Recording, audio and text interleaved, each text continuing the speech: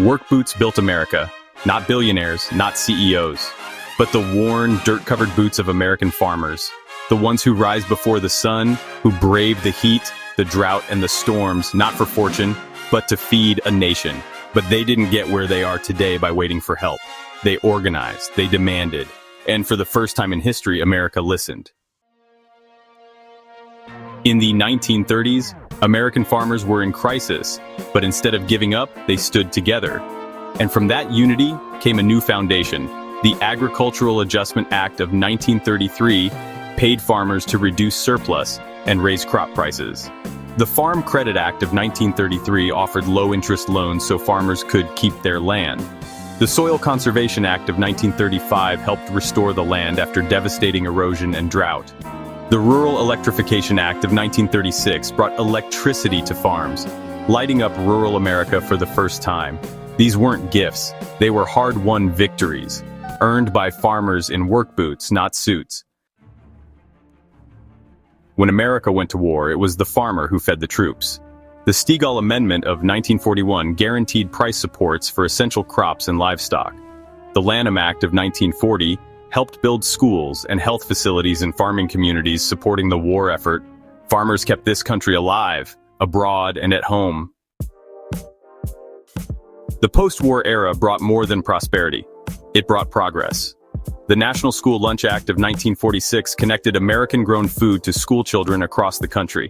Expansion of soil and water conservation programs, support for rural roads, infrastructure, and public education. America was growing because the farms were strong and the food was local. As cities grew, so did the countryside, with new tools and education for the next generation. The Food for Peace Act sent surplus American crops abroad, feeding the world and supporting American farms. Land-grant university expansion strengthened rural education and agricultural research. Crop insurance and price supports were expanded to stabilize rural incomes. By the late 1970s, the American middle class had reached nearly 50% of the population, and farmers were at the center of it. Increased rural development programs, expanded subsidies and conservation efforts, and Farmers' Home Administration loans boosted small farm ownership.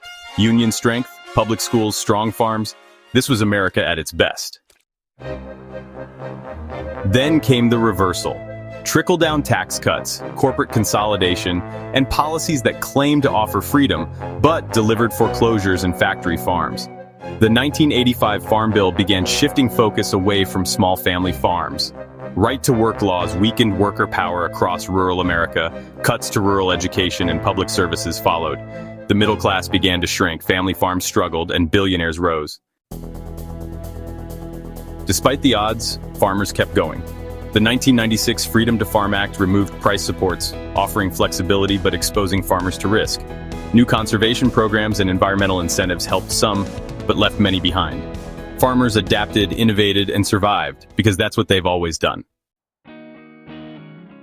Now the torch is passing to a new generation, fighting not just to survive, but to thrive. Investments in broadband and infrastructure, farm-to-school programs, climate-smart agriculture, support for local food systems and rural entrepreneurs, still standing, still feeding us, still wearing the boots that built this country.